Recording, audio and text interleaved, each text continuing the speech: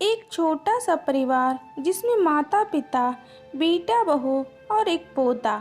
पोते की उम्र करीब 17 वर्ष। परिवार खुशहाल और संपन्न। घर में सभी प्रकार के साधन मौजूद। बेटा और बहू दोनों नौकरी करते हैं।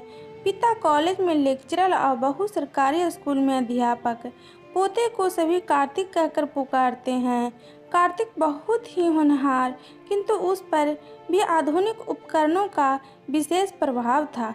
हाथ में मोबाइल और कान में ईयरफोन। कभी कभी किसी काम से उसे घर में उसे कोई पुकारता तो उसे पता ही नहीं होता कि कोई कार्यवश उसे पुकार रहा है। इसे लेकर कार्तिक को कई बार झुंझलाहट भी मिल चुकी है। आजकल ऐसे दृश्य घर में देखने को मिल जाते हैं जहां बच्चे अपने कानों में ईयरफोन और अंग्रेजी गानों में व्यस्त दिखाई देते हैं। दादाजी को 2 वर्ष पूर्व ही दिल का दौरा हल्का पड़ा था। कार्तिक के मम्मी और डैडी दोनों रोज नौकरी पर चले जाते हैं।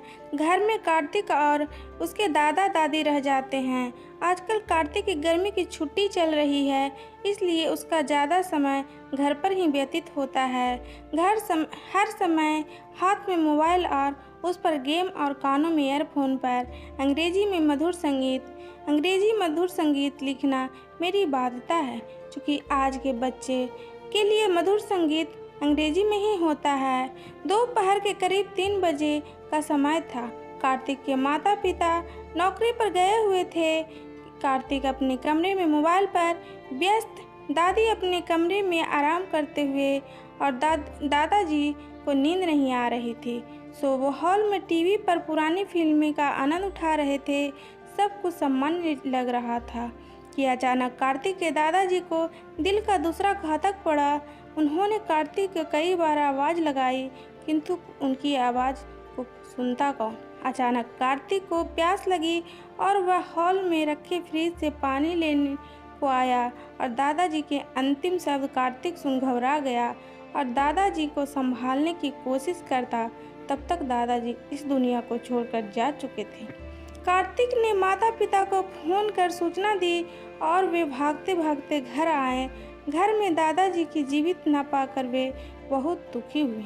कार्तिक के मन में एक प्रश्न बार बार घर कर रहा था कि वह चाहता तो दादाजी को बचा सकता था, किंतु उसकी मोबाइल पर कुछ ज़्यादा ही व्यस्त होने की आदत से उसने अपने दादाजी को खो दिया। उसे अपनी इस आदत और अपने व्यवहार पर बहुत ही गुस्सा आ रहा था। उसे पता था कि मृत्यु से पूर्व उसके दादाजी ने उसे कई बार आवाज़ लगाई होंगी, किंतु कार्तिक ने अपने माता पिता से माफ़ी मांगी और भविष्य में मोबाइल और ईयरफोन के इस्तेमाल को लेकर प्रण किया कि वह अब कम से कम और केवल आवश्यकता पड़ने पर ही इन चीज़ों को इस्तेमाल करेगा।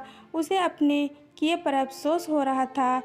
मोबाइल और ईयरफोन का इस्तेमाल सोच समझ और स्थान देखकर करें।